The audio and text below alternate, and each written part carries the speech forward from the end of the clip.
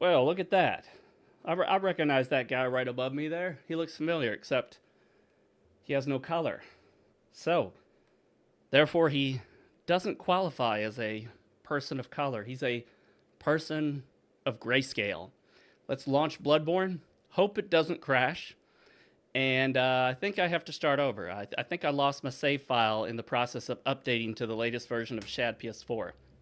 Instead of going through the standard update straight from the... Uh-oh. Is my controller not going to work now? I am going to have to change the settings. Let me see if I can get into this thing. Let's mess with these settings and set it up to use the controller. That's what we really want.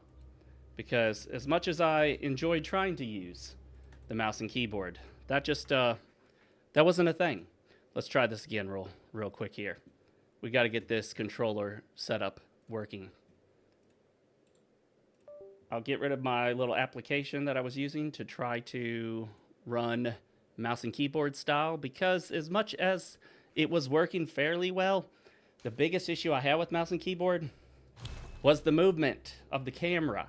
It was just kind of jerky and weird, and I couldn't get used to it, and that was kind of a bummer. I will maybe play around with it again here, see if perhaps I can get it working to my satisfaction. I've also capped our frame rate at 60, which is for the best.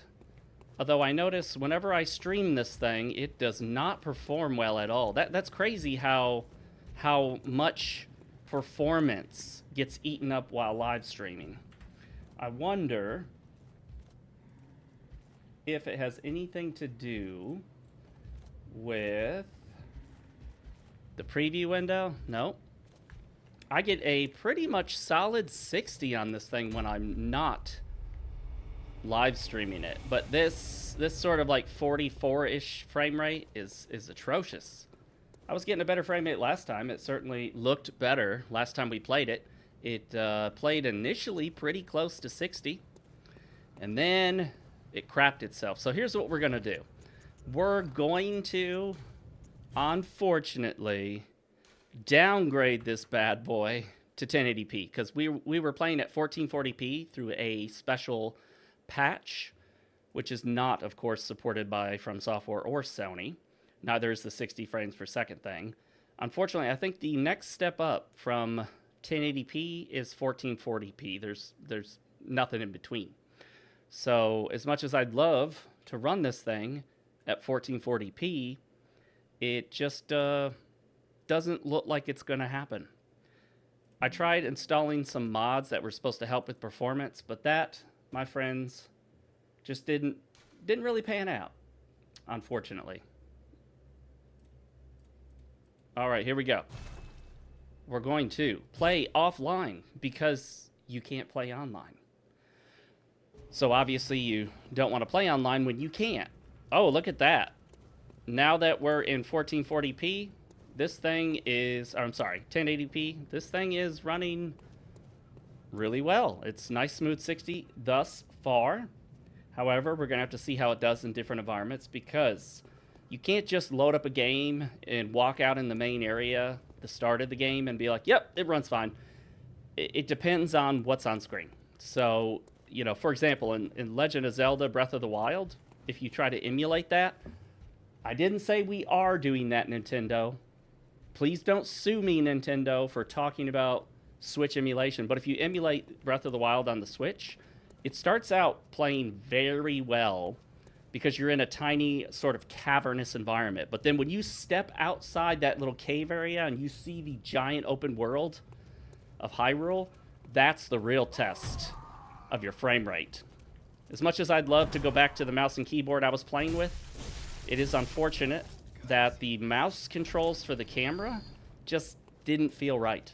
So, unfortunately, in the process of redoing everything with the emulator, I lost my save game file. But we didn't make much progress anyway.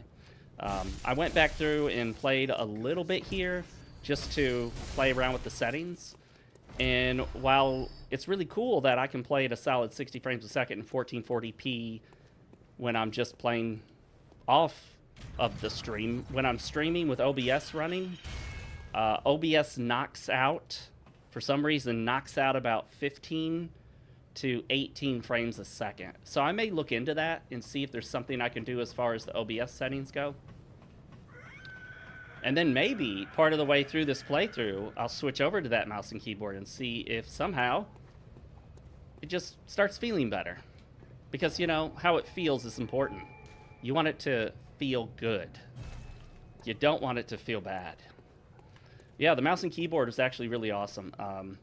You have to sort of play around with it to fine-tune it to your mouse, your DPI settings and all that. Also play with the camera controls. Oh, I walked right into that. But that's okay. We'll get all our health back off of him, including as he's falling and dying. Now, there are some occasional glitches, visual glitches there. Like if you look at that building over there in the center in the distance, the short building, you can see on the side of that roof there, depending on the angle, that roof is flickering. That's not supposed to happen. But this is not perfect emulation. Give me just a second, guys. This is an important phone call, which I cannot ignore.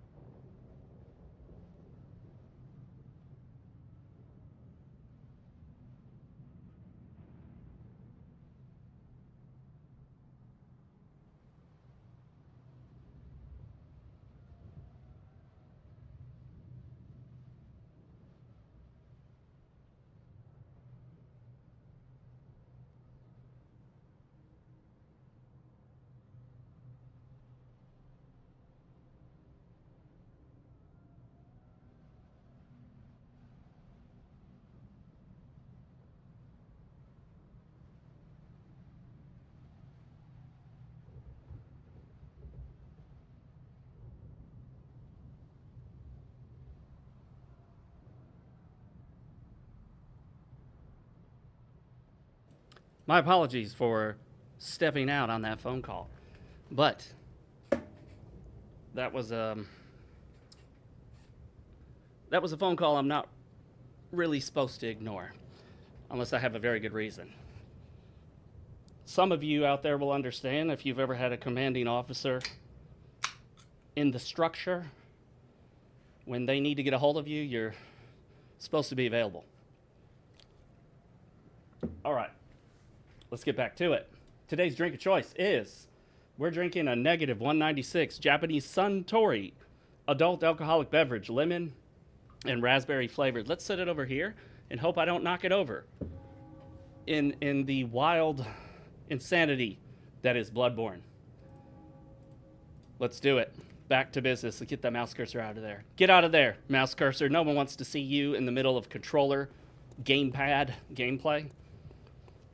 In fact, sometimes you don't want to see the mouse cursor when you're using mouse and keyboard. It just depends on the game and how it's set up. Let me know if the audio is good for you guys. I want to make sure you can hear the game, but it's not too loud. I also want to make sure I am not blowing your eardrums out. I don't want to be too quiet, but I also don't want to be like many men's current wives and be too loud and annoying. I'm not referring to mine, of course. Not at all. For real, I'm not. All right, here we go. Oh, and I missed. That guy can be kind of tricky because when he goes to stab you with that pitchfork, if you notice how he stabs, it kind of angles upward, and it throws off my depth perception of just how far it's going to go. So, yeah, his goal is to extend his device and penetrate you with it. And what we want is for us to not get penetrated by the pitchfork, because that wouldn't feel good. All right, we can try to tackle this guy.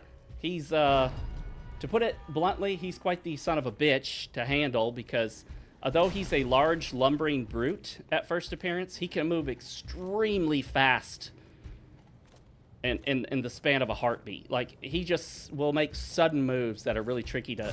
Yes, see? And then by the time you usually get a lot of the parries, you're hit. It seems like so many of the parry timings are so tight that you almost have to get hit in order to get the parry, and then hope that you can quickly dash back to get the visceral. All right. I shot the hell out of him, man. I shot him twice. Double tapped him. Now, we could go with a blood tinge build. You know, I've often considered, should I do like one of those crazy builds? And by crazy, I mean stack in a ton of like arcane or blood tinge or something. Try to make like a super gun. That guy right there is not initially hostile. And what's interesting is that you cannot lock on to him unless you get really close to him. So something about his lock-on mechanics is different, and I'm not sure why. This guy over here, kind of the same thing. Watch me try to lock onto him. I can't. He's not really blocked by... I mean, part of him is blocked by the corner, but again, I think for some reason during the early game, From Software programmed in special AI or a sort of special exceptions for some of the lock-ons on these enemies, because as you get later in the game, you don't notice this as much. At least I don't. So watch this. I'm going to move a little bit more. Move. Still can't lock on. Oh, there we go. Now I can lock on them. Oh, lock-on broke. We got it. So we're right on the edge of where you're allowed to do the lock-on, well after you can see him. So I think FromSoft really, really wants this guy to do the jump attack, or the jump out and hit you when you're not paying attention. Because if you're a typical gamer who doesn't know about Miyazaki's little tricks, you may think, hey, look at that. It's an item. I'm going to run up there and grab that item. Here I go. Let me get this item. Oh, yeah, look at this. Oh, no, I'm getting hit by an enemy. So they love doing that.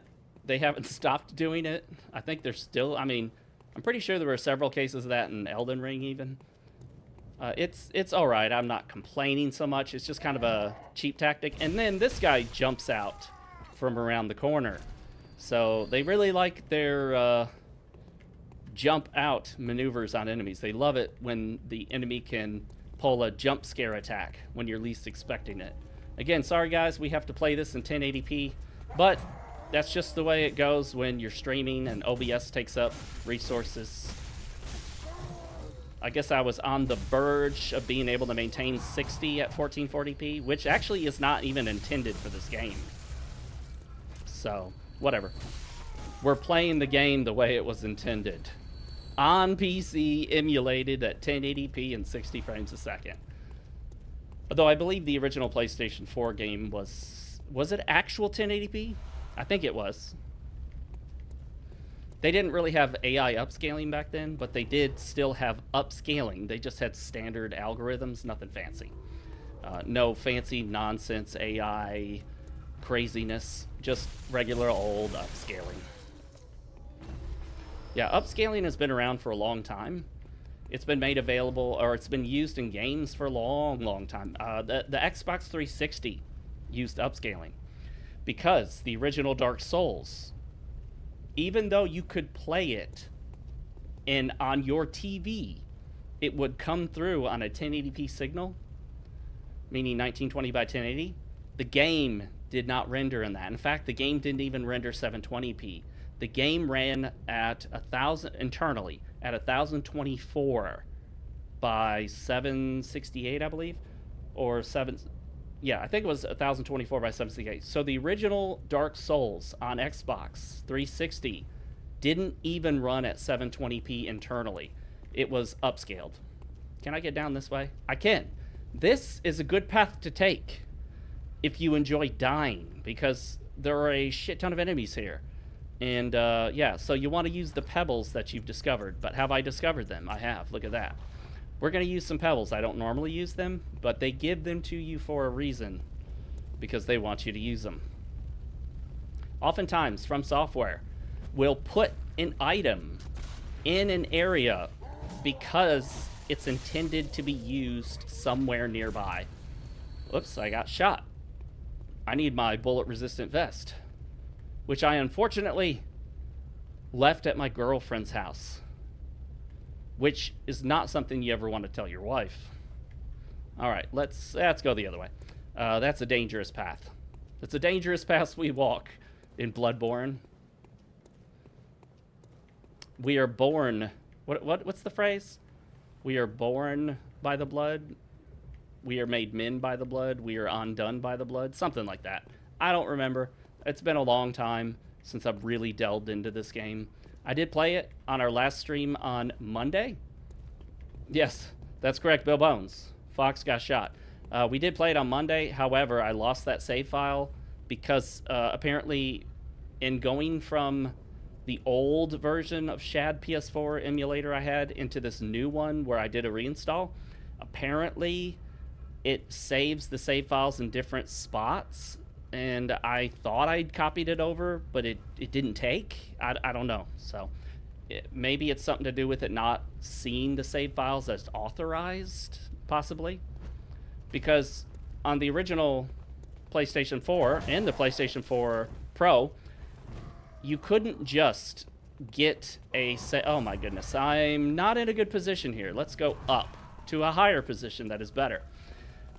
On the PlayStation, currently on the PlayStation 5, you cannot just find a save file, unless if I stand corrected, tell me.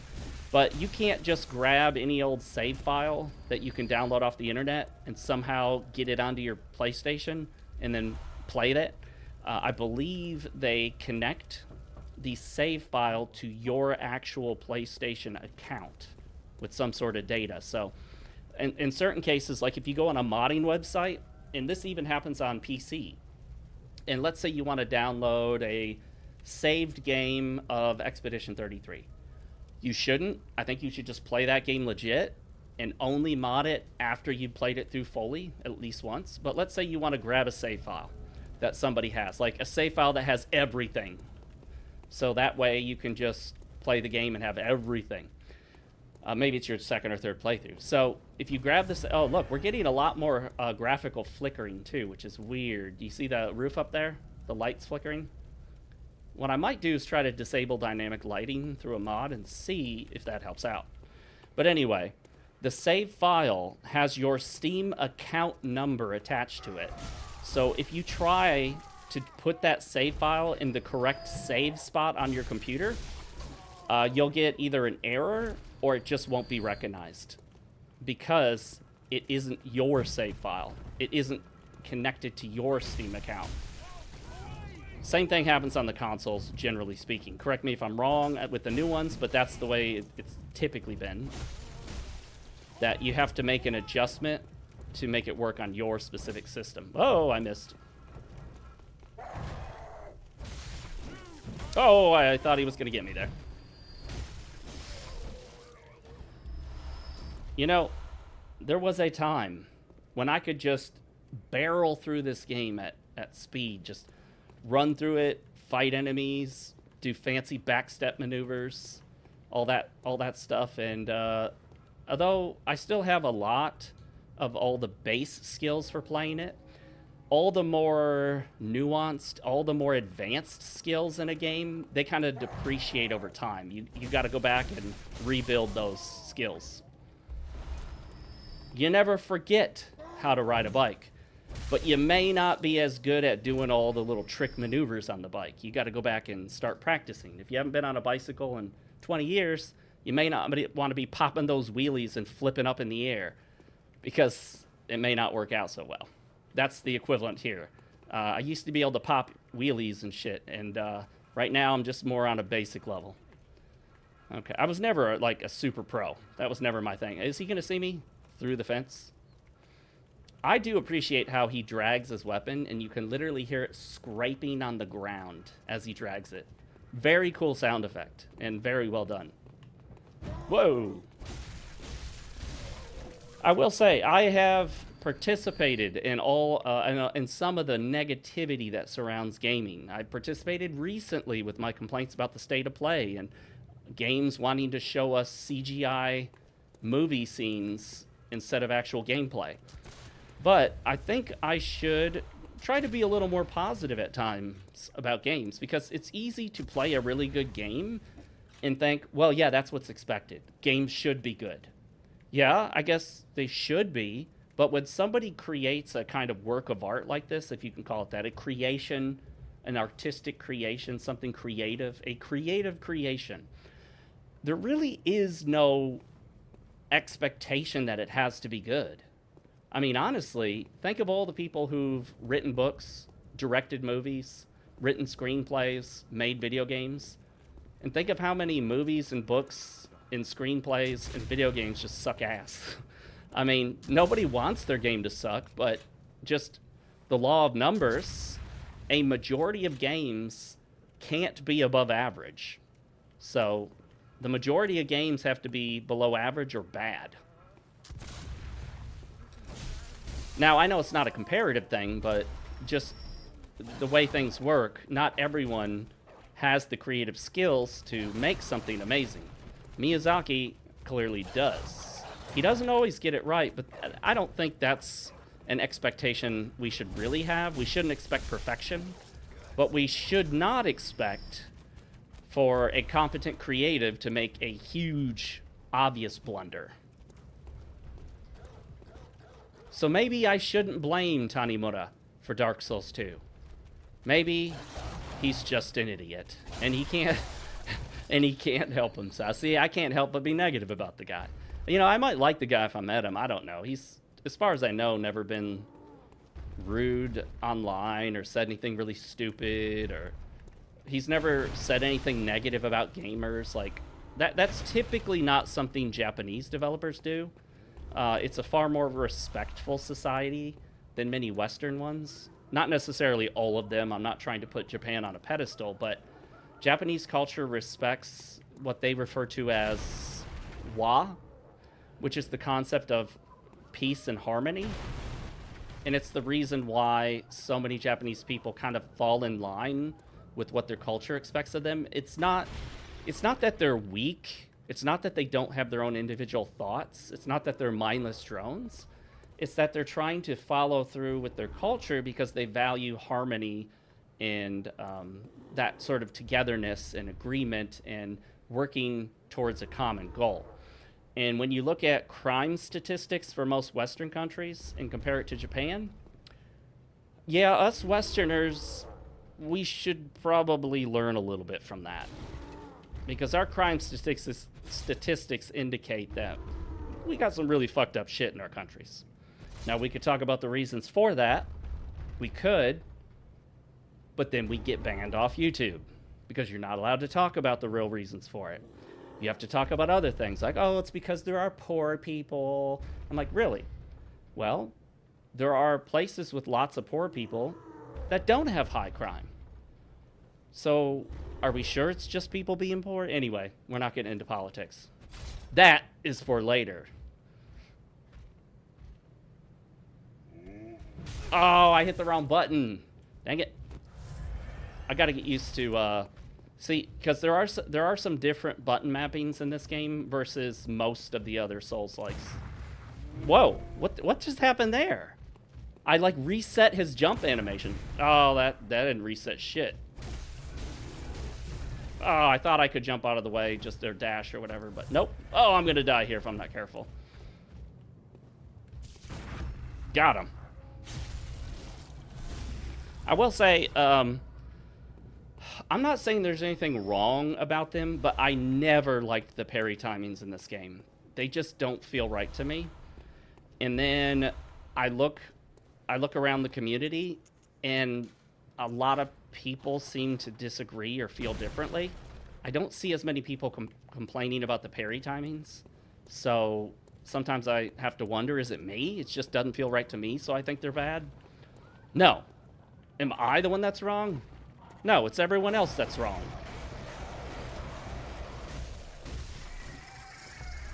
All right, Pebbles. Why do these ravens have pebbles on them? Well, I'm sure there's a deep story and lore-based reason for it, but it's because Miyazaki just wanted you to have a way to get pebbles, okay? Sometimes, even in the best of games, there's no deep story, lore-based reason for some things, okay? You know, you play some dungeon crawler game, you kill a rat, and the rat drops a longsword, and all you can think is, oh, what the hell was that rat doing with the longsword? You know what I mean? Hey, Andre, that's what I'm going to call you, because not sure how to pronounce the first one there. You got like some diacritics and stuff on that, which I respect the diacritics.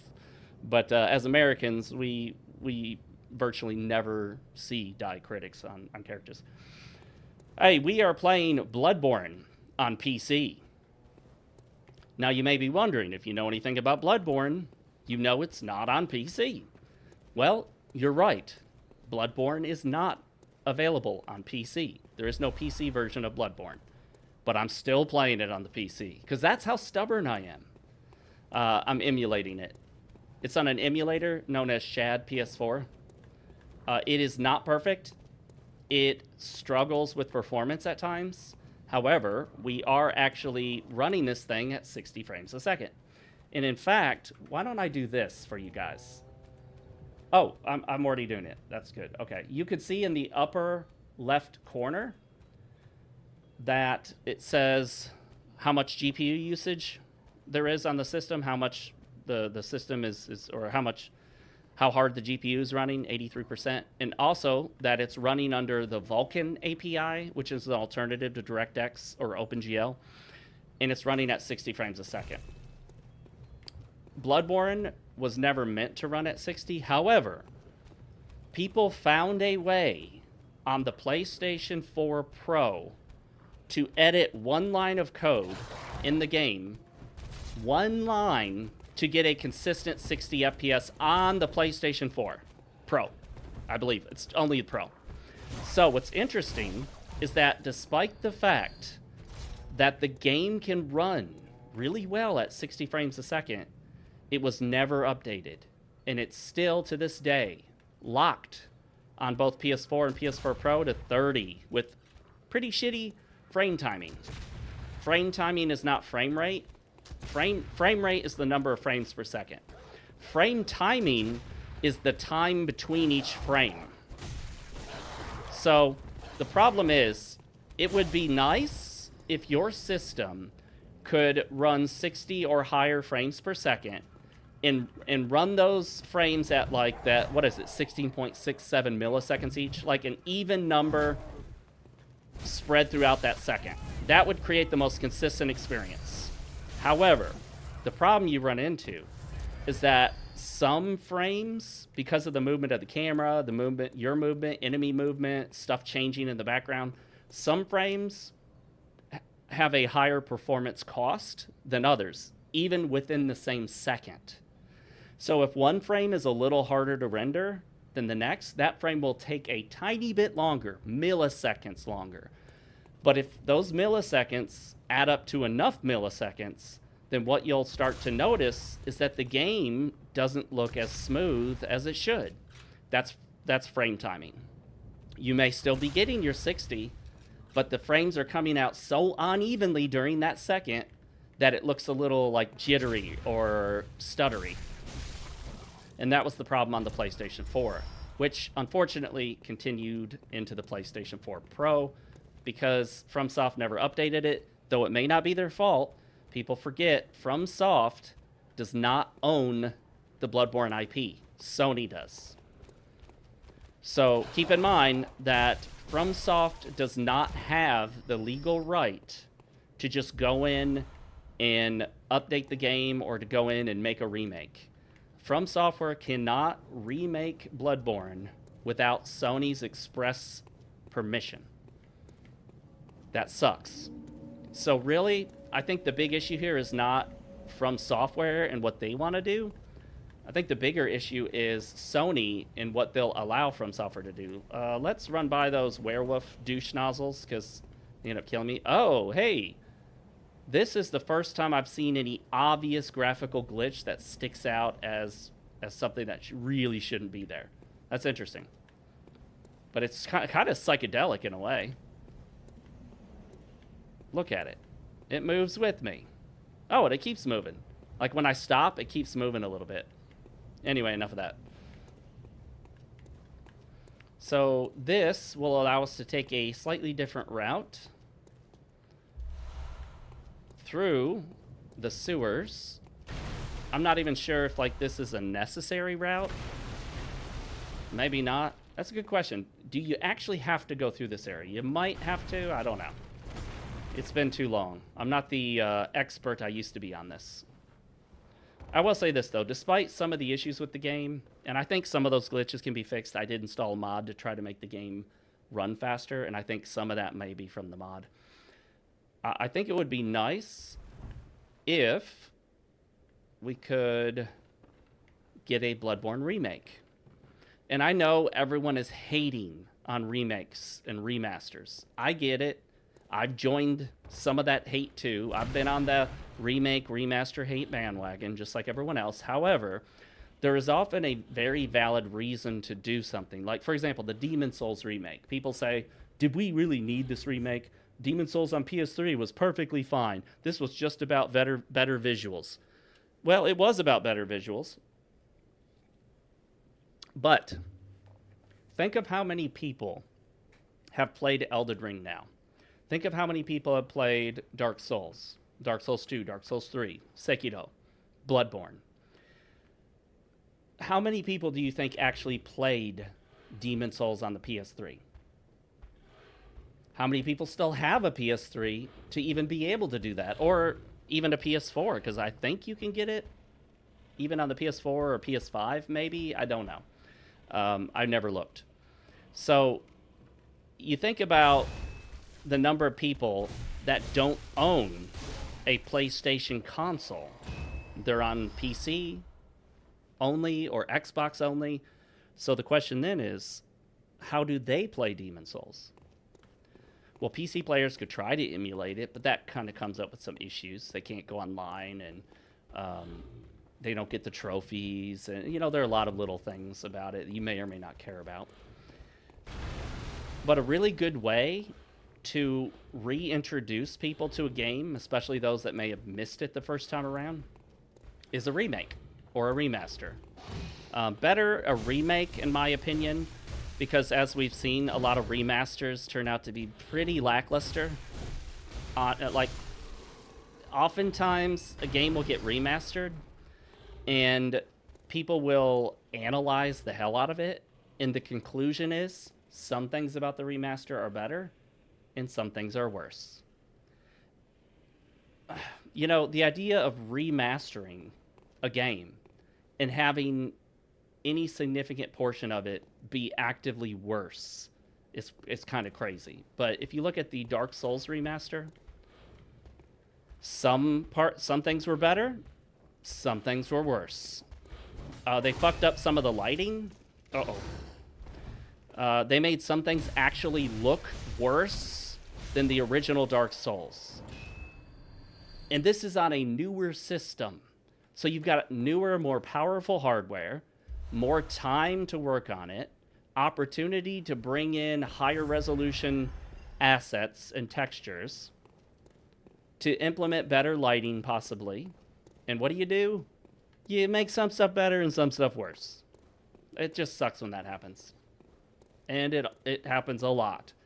It's amazing how many times they'll remaster a game, and the remastered version will be in many ways objectively worse than the original. I think... Oh, man, this guy just bum rushed us the moment we got on the ground. Okay. You gonna team... You tag teaming me? I'd summon help if I could, but you can't summon help yet. And I can't go online with this thing. Maybe at some point, maybe someone has created a Bloodborne server where people can go online, but how many people are emulating this and connecting to that private Bloodborne server? Probably not enough to ever really meet anyone that you don't plan plan on meeting. You'd have to get together with a friend and know exactly what time the friend's going to be on. You're not going to be meeting a lot of randoms.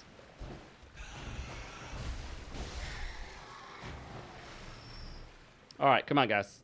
Bring it. Bring it, you dirty rat. I believe the saw cleaver does extra damage to the rats, because I think the rats count as beasts, if I'm not mistaken. And the saw cleaver has a slight damage bonus or a slight multiplier for beast types, such as the cleric beast and what's her name? The chick in the little church. I can't even think of what her name is. Starts with an A, maybe? Man, I'm forgetting.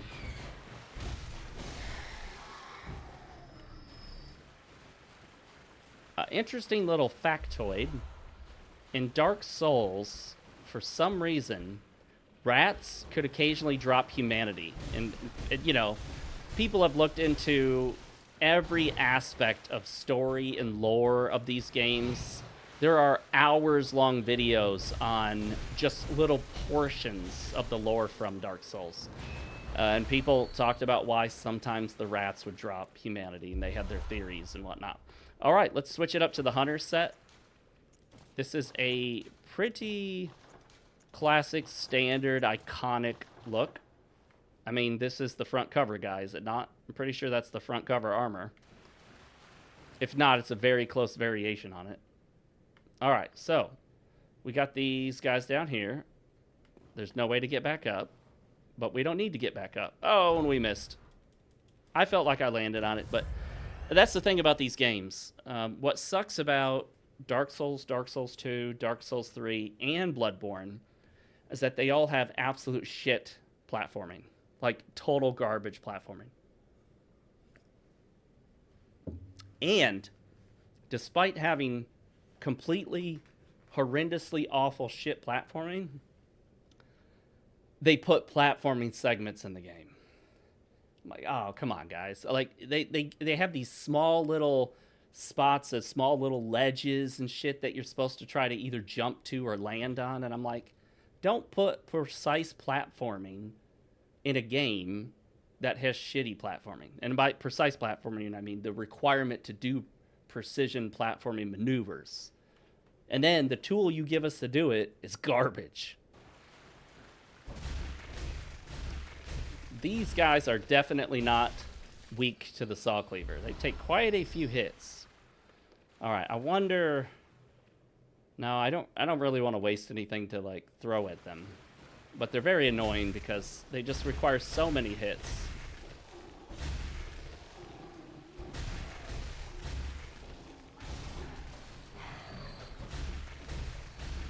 You just run out of stamina. They require so many hits. And they can get you if you're not careful.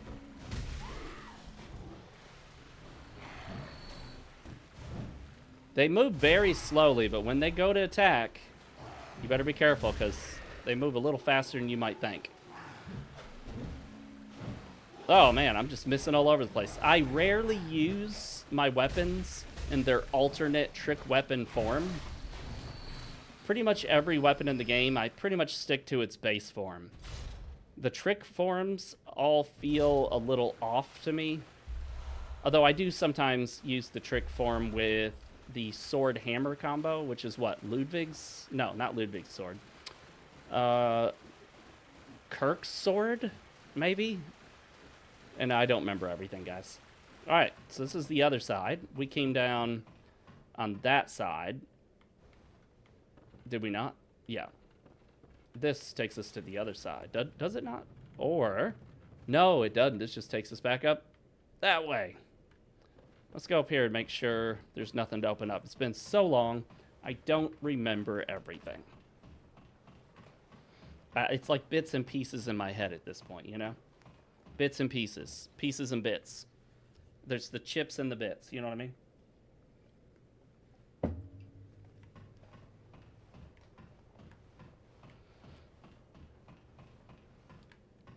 Oh, this is something.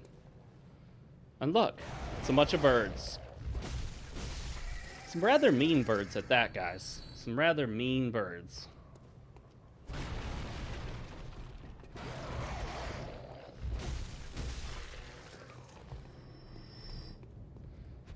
All right, let's see if we can get both of these in one. I think this is more of like a poke. No, it is a swipe, but unfortunately, the attack swipes over them, which is very frustrating because you can't aim your attack. You're just going to do the same attack every time.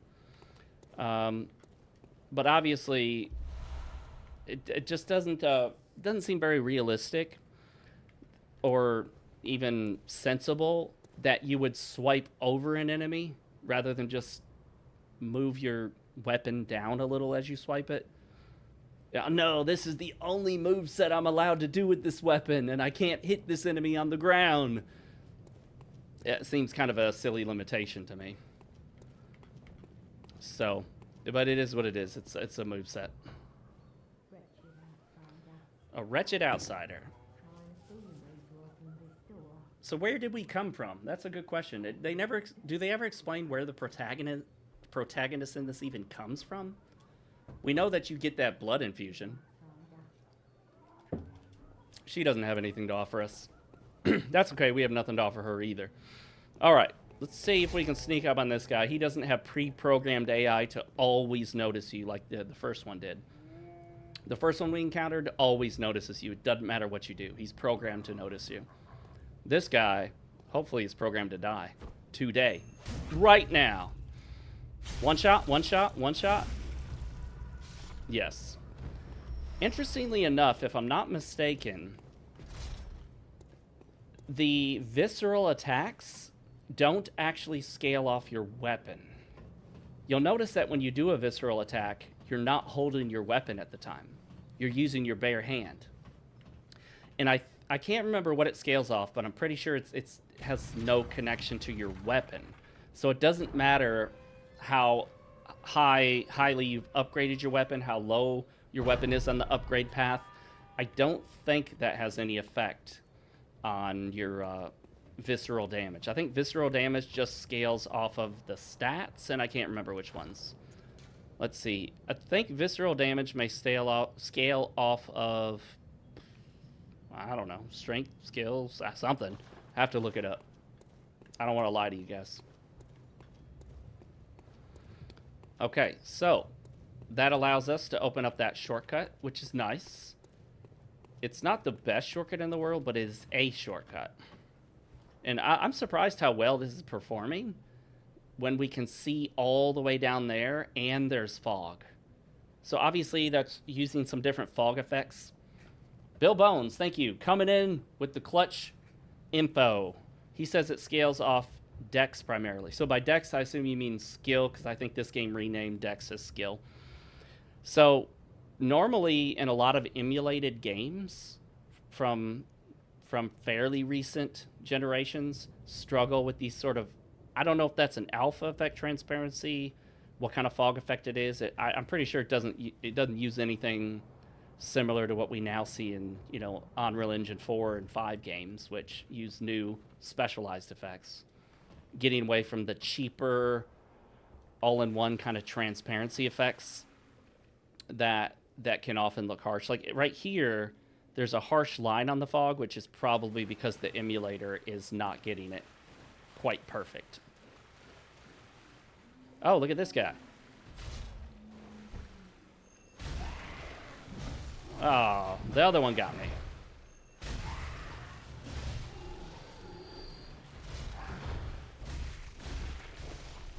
They have a surprising amount of health. Like, you just got to hit them over and over and over again. Here's bird dude, and there's another bird dude over there. So we'll take care of this bird dude while the other bird dude's chilling up there. And then he comes down to say hello. We greet him back with death. The cold kiss of death. Always wondered why this was back here. It's just like nothing. And I thought for sure there was a way through that wall, but there's not. Okay, so it is skill. So that's something to keep in mind if you're the visceral attack kind of build. Though on bosses, the only way to get a visceral attack is to kind of wear them down for it. You can't sneak around back and hit them with a charged up attack and then they go into a visceral attack mode. It doesn't work that way, unfortunately.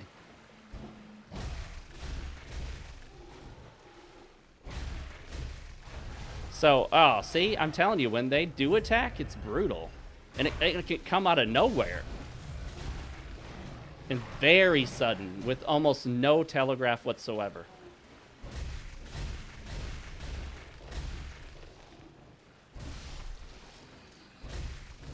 Alright, there we go. I always felt like those guys just had way too much health. You're just sitting there whacking at them like they're bullet sponges. No, they're saw cleaver sponges. Good to have that shard. That's for upgrading.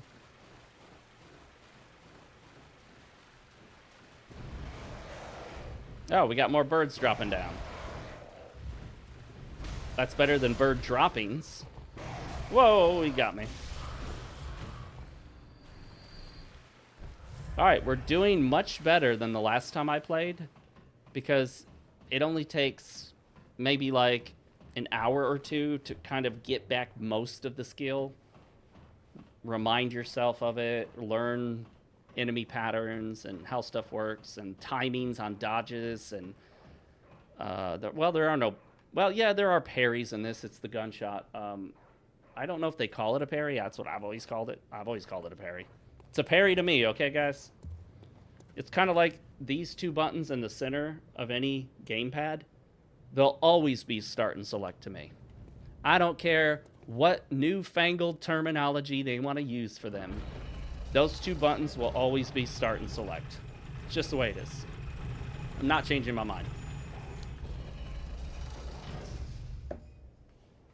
You may notice we started the stream an hour early. That's because, despite what the insane lunatic left-wing radical wokies may tell you, I do actually have a social life. And I got invited to something with some friends, and I just didn't want to pass it up. Oh, you can get him mid-jump, but he was on the stairs and it didn't count. No. Come on, don't kill me because you fucked up on the elevation factor.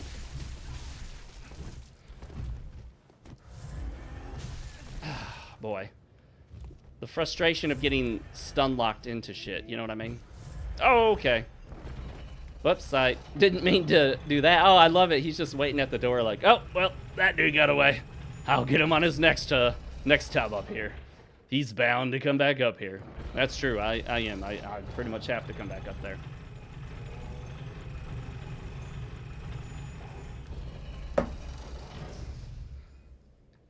We're doing great on the stream, guys. We've got 0.0% dropped frames. Rock solid stream. Oh, he's still there. Hello.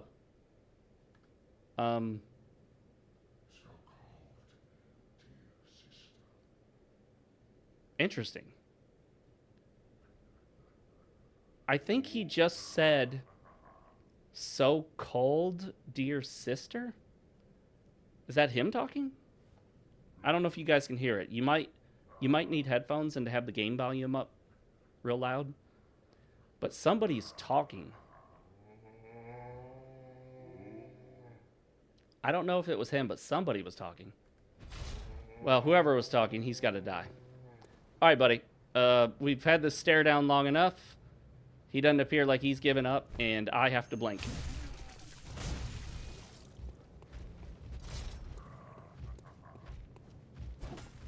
Come here. There we go. Oh, one more.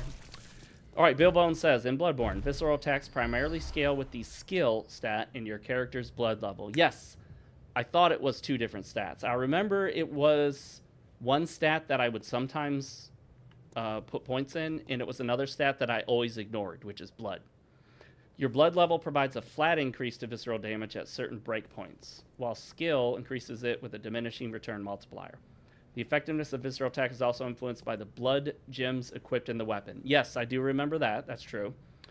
So, blood gems in the weapon that you were holding before you started the visceral attack apply to the visceral attack. Oh, and the inherent weapon bonuses like serrated, righteous, all that, those also apply. I didn't know that. Interesting, considering you don't actually use the weapon when you do a visceral. Let me see if I can show you here if I don't blow it. Okay, watch my hand. See? The weapon disappears and then it comes back. So you're technically not even using the weapon.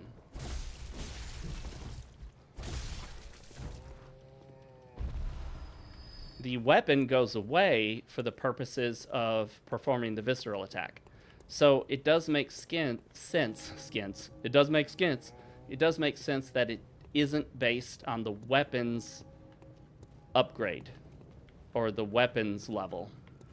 So it doesn't matter if your weapon is low level or fully upgraded. That I don't think that has any effect. Correct me if I'm wrong, Bill Bones.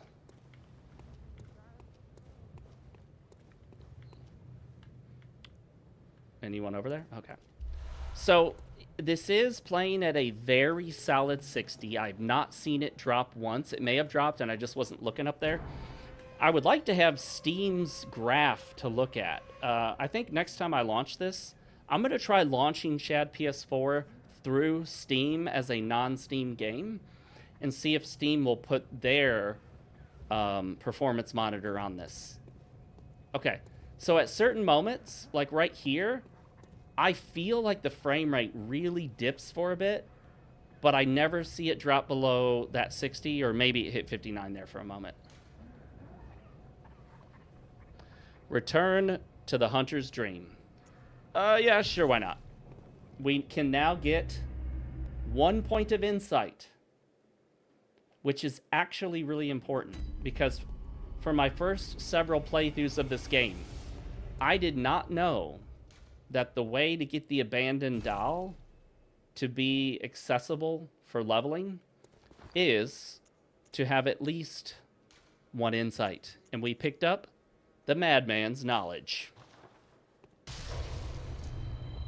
Now, you may think, I have my insight, I've got the point, I'm going to go level up. Why isn't she doing anything? It doesn't work. Yes, Bill Bones. Old habits are hard to break, are they not?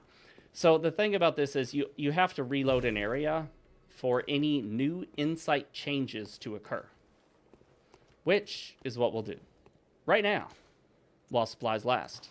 We'll go to the first floor sick room because it doesn't matter where we go. We're going right back. I just thought about this. Is there... Okay, ooh. I just wanted to make sure there was a lamp to access. Yes, the wokies hate me. And, you know, it's not... Woke people will hate anyone that's not on their side. That's not the big reason I get them riled up. Me just being anti-woke, me being a regular, normal person with sensible opinions and sane viewpoints on issues, that's not the biggest deal to them. They don't like that. But what really gets them riled up is the fact that I can pretty coherently point out how dumb their positions are.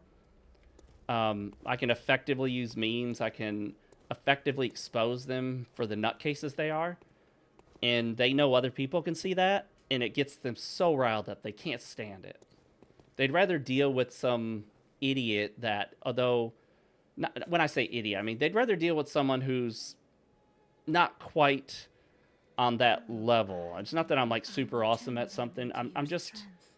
I've gained the skill over time to be able to usually expose the woke lefties for the absolute, you know, silly, radical asshats that they are. And they don't like that. No one would. No one wants to be exposed for their stupid beliefs. But if I get exposed for anything I believe that's stupid, I try to correct it, you know? All right, so we haven't decided what weapon we want on our character, whose name is Pixel P Guy. So I don't really know how to level up yet. I don't think I want to go Blood Tinge or Arcane. They just don't really appeal to me. But let's take a look at the Saw Cleaver, because I may end up using the Saw Spear. So the Saw Cleaver scales off of Strength, skill, and blood to arcane or something. I don't know. Whatever. Let's do what they say to do. The advice that the pros give. Let's let the blood gems do all the talking when it comes to damage on a weapon. And let's focus on that which truly matters. Health. And a little bit of endurance too. We're going to stack health and endurance and mostly ignore these 4. I'm told that they don't make a huge difference once you start slotting blood gems, that you should try to get most of your damage from blood gems. That's what I've heard. I don't know how true it is. And then we're not going to upgrade anything yet because I believe we're going to change to the Saw Spear if I remember where it is and remember to get it.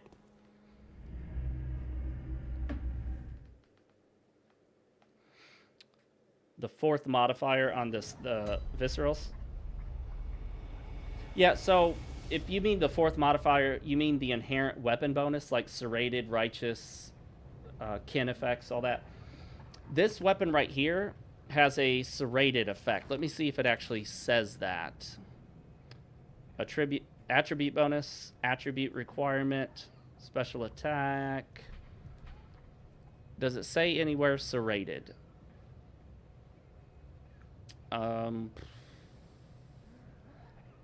I don't see it. Unless, let's see. How can we get that thingy where you can scroll through and look at all the little stats or whatnot? There it is. Okay. Special attack. Well, you can select special attack, but you can't select each individual icon. Strength of slow, rapid poison added to attack and extent that attack is raised versus kin and severely transformed beasts. Okay, so I guess that far right yellow icon that looks like a dog's head, maybe that is serrated? I don't know. You can't specifically hover over that. We're back in the Hunter's Dream. Or, we're not back in the Hunter's Dream. We're back in Yharnam. Good old Yharnam.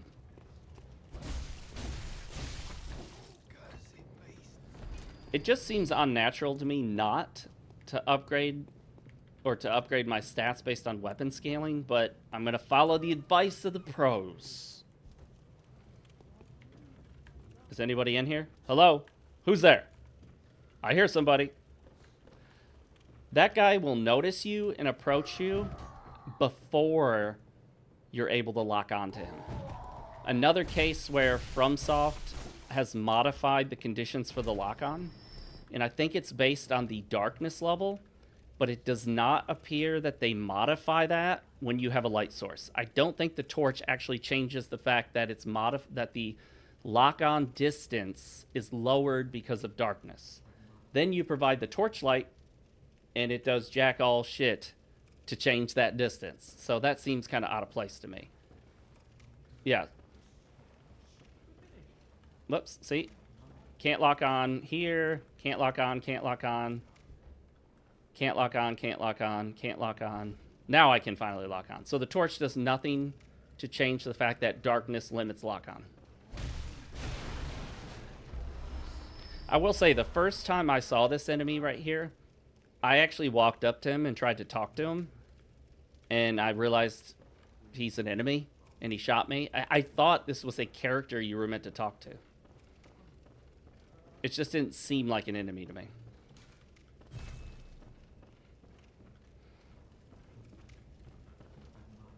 There's that guy there and that guy over there. So we want to get someone's attention.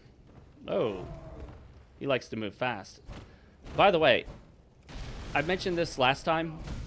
If you wear a good pair of headphones or earbuds and you have the volume up at a good level, whoo, you can hear them talking. And I think they're often talking to themselves. And I've never actually seen a Bloodborne video where anyone addresses what they say and what it means. Maybe someone has. I just don't know. I haven't seen it. Seems like somebody would have talked about the significance of the enemy's self-chatter, self-talk. All right, the wolves, the werewolves are around here somewhere, aren't they? Where are these werewolves at? Where are these douche nozzles at? Yep, there's one douche. There's the other douche nozzle. Double douche. Let's walk away. Just walk away, bro. Bro, walk away. This doesn't concern you, bro.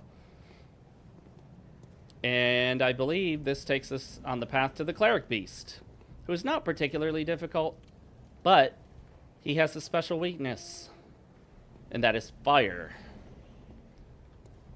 Alright, so we don't want those little asshat birds bothering us while fighting the big dude who's... I don't know the names of any of these enemies. Do they have names? That's a good question. Do they have names? I want to know. He said, hey, did you throw that at me? Did you throw that at me? Yes, I did. Are you peddling at me? Actually, I don't need to... Oh, but I'll do it anyway. I was going to say, I don't really need a visceral. I can kill him with a few hits, but I got stuck in the moment there, and I was like, I better just shoot this dude. YouTube, don't misunderstand that. I just said that I better shoot this dude. In the game, in Bloodborne, lots of games have combat. You talk about killing things. It's not real-life violence. We're not Antifa. We're not left-wingers here, okay? We try not to advocate for real-world violence. Unless it's justifiable self-defense.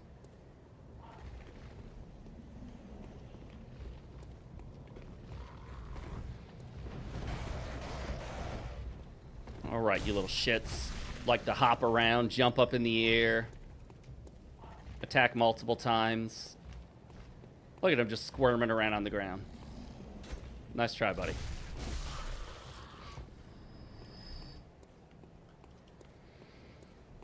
All right. So it's interesting that they don't give you any heads up initially that you're walking into a boss fight. I find that interesting. It's pretty common for them, actually. They generally don't have a fog wall until after the first encounter. But, you know, sometimes it would be nice if you're about to encounter a boss, because if it's your first time, you're probably going to die. So you're risking losing all of your soul slash echo slash runes slash whatever the fuck they call it. You know what I mean? Of all the names they've given to what are essentially the soul currency, I think Elden Ring's runes is the dumbest. Because a rune implies a physical thing. And how are, you know, it just seems silly to be like, yeah, I'm holding 154,372 physical things on me. The idea of souls, yeah, everyone knows a soul is not physical. So it's kind of this metaphysical concept, this thing that you could absorb and then just have. But then again, you know, you go into your inventory in these games and you're holding like 10,000 pounds of random shit, weapons and armors and shit, and it just doesn't even seem to phase you. So realism ain't the goal here. Speaking of things that phase things, what we want to do is finally make use of our oil urn, a mature blood cocktail thrown to attract beasts. So I don't think that works on Cleric Beast, does it? I've never seen anyone use it on the Cleric Beast. We might throw this singular freaking knife we have. We got one. That's all you get, buddy. You get one knife. Use it well, my friend. We'll actually just get rid of the knife at this point. It's just going to get in the way. We'll try to oil earn this bastard and see if that helps us out. The depth of field is working quite nicely here. You can see that that clock tower is not in focus. We got a DOF filter properly applied by the Shad PS4 emulator. Good job, emulator, guys. Good job. And speaking of emulators, fuck Nintendo. Oh, man, I missed. What the fuck, dude? What in the fuck? I missed 3 times? How? One of them went right through him. I saw it, dude.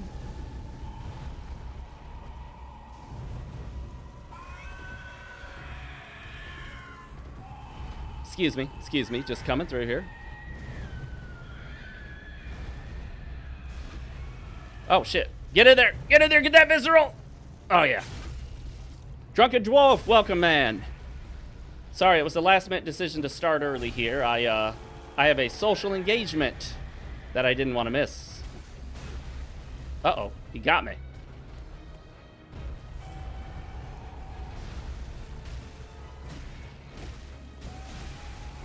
He got me again.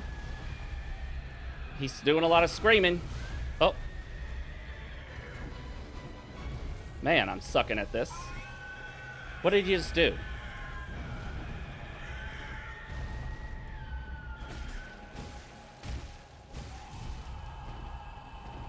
We'll go ahead and heal up.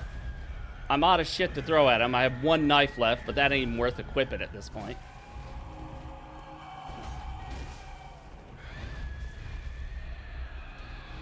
Oh, I did take a hit there somehow. Whoa. Oh, man, I tried to dodge, but I didn't do it in time. Okay, stop. Oh, okay. Fucking stop, dude. Jeez.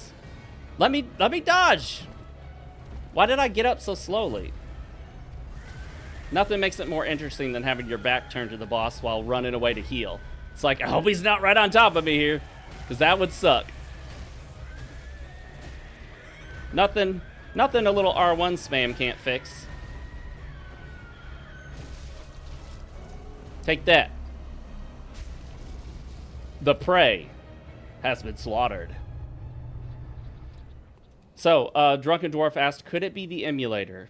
It could, in theory, be the emulator. I doubt it, though, because typically glitches and stuff in the emulator don't cause those kinds of issues, though, yes, it could. That's a possibility. However, I do remember that sometimes occurring actually in the original PlayStation 4 Bloodborne. In fact, I played Bloodborne on my PlayStation 5 when I got a PS5 for Stellar Blade. I got it a little ahead of time, and I'm like, well, there's nothing I want to play on this PS5 except Stellar Blade, because that's when Stellar Blade was an exclusive. So I'm sitting there with this PS5. Other than Demon's Souls Remake, sorry. After I finished Demon's Souls Remake, I got this PS5 with nothing else to play. Demon's Souls was the only other thing I had any interest in. And I'm like, you know what? I'll just play Bloodborne on it. And it should play and look a little better on the PS5, right? No, it doesn't look any better.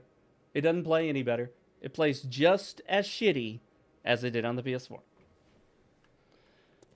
Bill Bones asked Fox, do you want to play Visions of Mana? So I think I played the demo, and I wasn't super impressed, but sometimes I have to be in the right mood for a certain style of game, and I wonder if I just wasn't, like, in the mood for that style of game.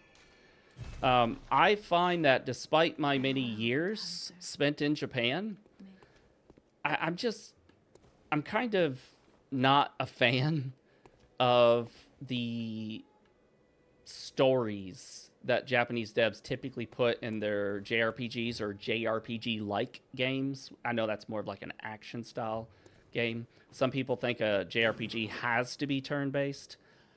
I'm not here to argue what specifically a JRPG is. I think the term is a little bit open, and people will disagree on exactly what qualifies. But do I have any of those? No, but I'll get at least one. I want at least one on me. Okay.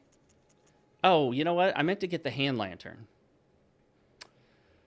Well, that's okay. Maybe I can pop some Blood Echo items, some dew, and get it. Though I doubt that's going to give me enough. No, it's not. Okay. That's fine. That's fine. We'll work with that.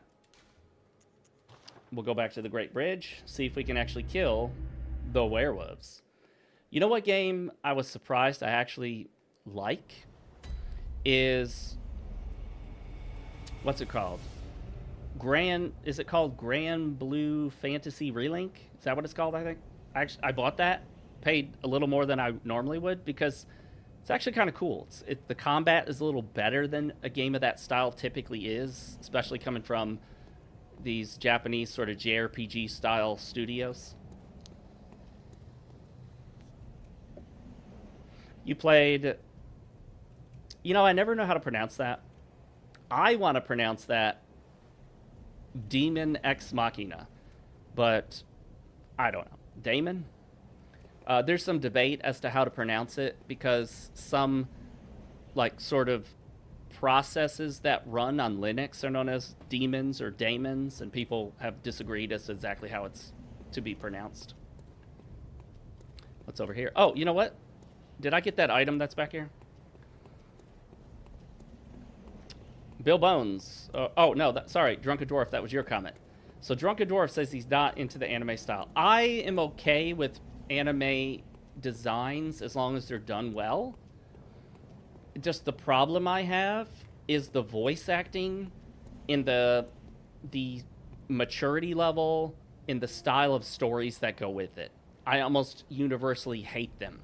Even in Grand Blue Fantasy Relink, which I really love the combat, and I think it looks great, I'm always skipping the story. I'm always skipping the dialogue. It's terrible. It's fucking terrible. And that little bird dude that flies around with you is annoying AF. So I even looked up a mod to get that thing to shut the hell up. And other people have looked for a mod, but there isn't one. So people just want this thing to shut up. It's so annoying. It's the sort of higher pitched voice. And then those games do something that I can't stand. I'm trying to draw out these birds so I don't have to deal with everything at once. Those games have such stupidly low quality writing that half of all the dialogue is characters saying obvious shit that everyone can see.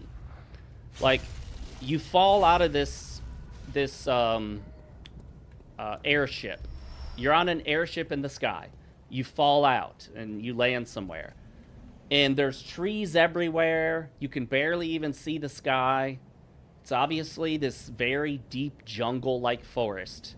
And the little floaty character's like, I don't know where we are. Where are we? We appear to be in some kind of forest. I'm like, you think? It's like if you end up in a desert and one of the characters is like, hey, gee, this looks like a desert. It's just like the level of that story writing is so amateur sounding to me. It all sounds like fan fiction written by fans of something that aren't good at writing it. Except it's not fan fiction. It's written by the developers. Bill Bones asks, Fox, you heard the conspiracy theory that Kirk was shot from behind? I have not heard that one. I have heard the left, the wokies, the lunatic radical lefties claiming that it was either not so much staged, but trying to claim that it was one of his own and they were taking him out because he backed off of his 100% pro-Israel stance.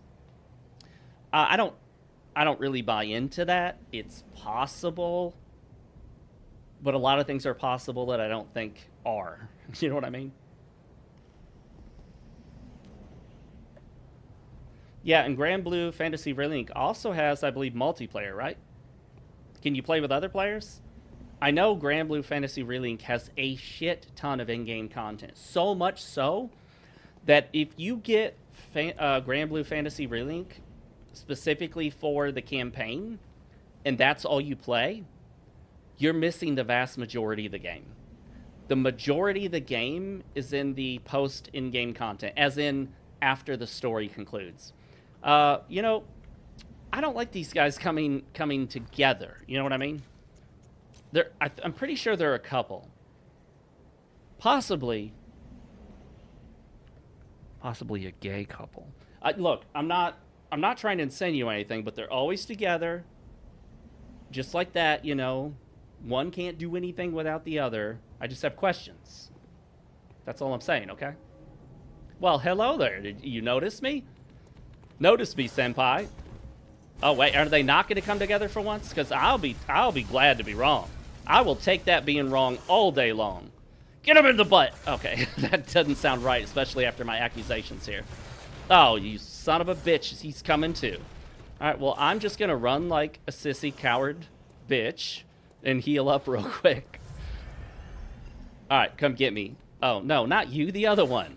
You've still got full health. I bet you can't come in here. I bet you can't come in here. Yeah, that's what I thought.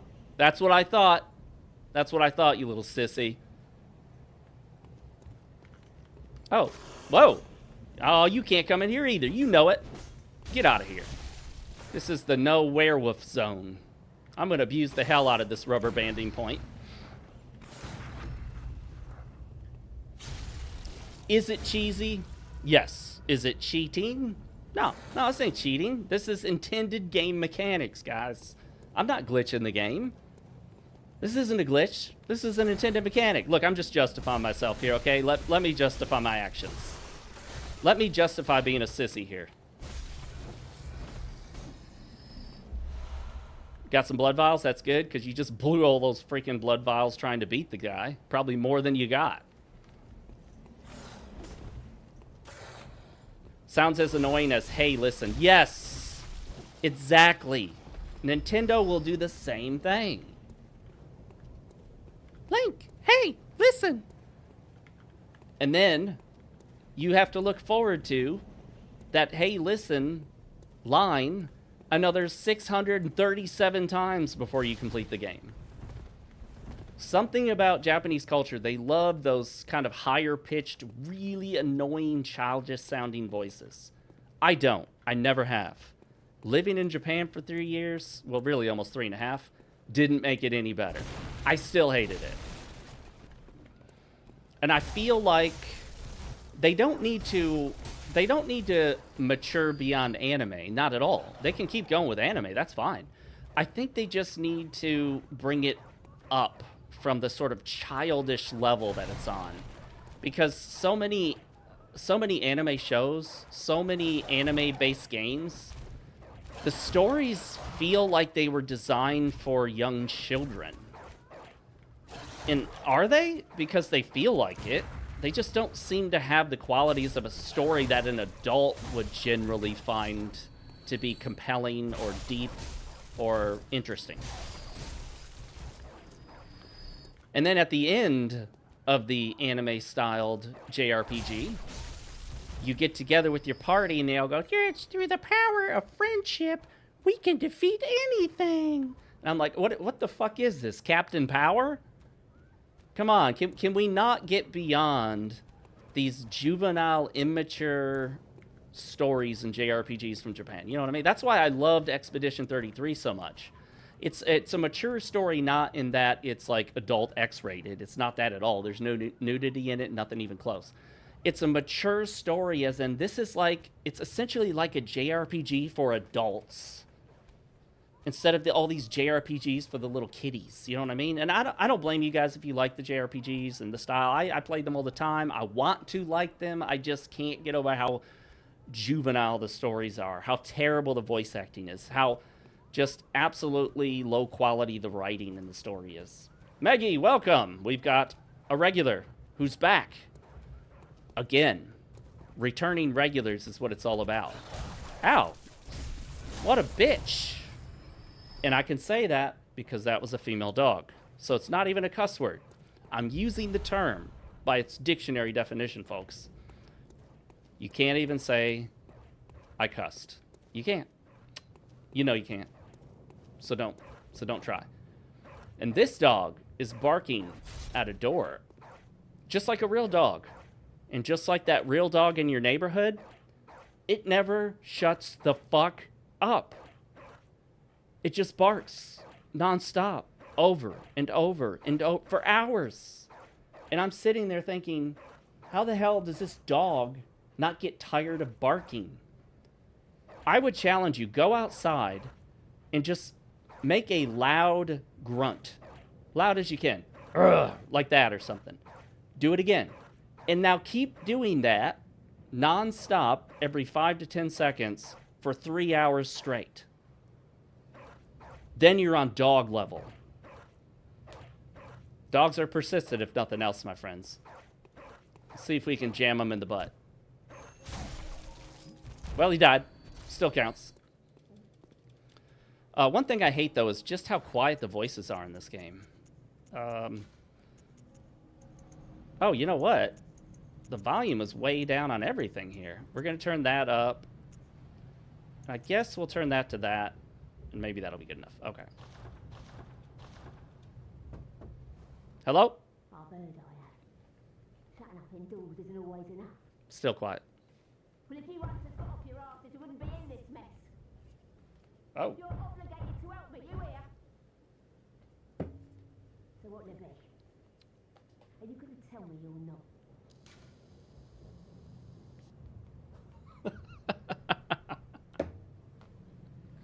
All right, guys. All right, so our response to this lady who wants to know about a safe place she can go. She asks if we're going to tell her a safe place. And the options are no. I get it. You don't know about one yet. But it just seems kind of cruel to tell someone no and not mention it's because you don't know of one. You know what I mean? No. Yeah, she was mean anyway. She was a nasty bitch. Drunken Dwarf says, that reminds me to put E33 on my GOG wish list. Oh, is it actually on GOG? I didn't know that. I played it for about 2 hours on PC Game Pass. You know, the Xbox, the PC Game Pass. And I said, this game is so unbelievably good. I'm just going to buy it. And I'm going to put it on Steam. And then I can not only get all my Steam achievements, I can play it on the Steam Deck. And I did.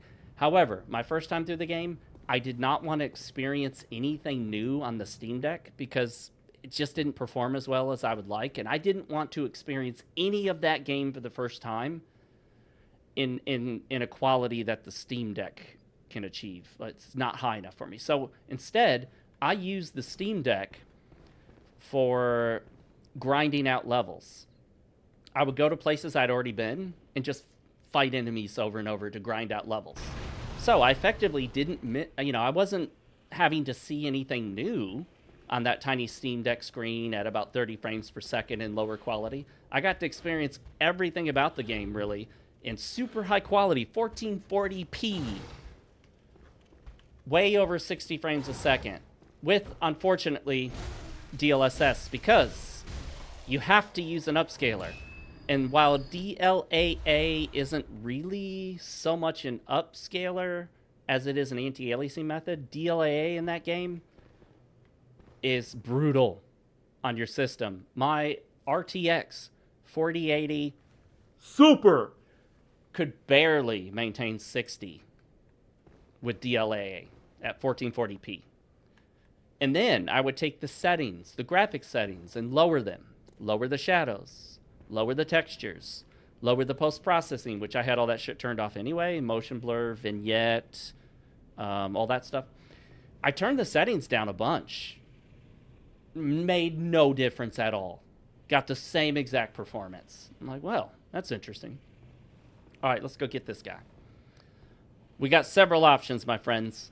We can shoot him in the butt or slash him in the butt. But either way, it's going to be in the butt. Which sounds like something that could really get a person in trouble if said in the wrong context.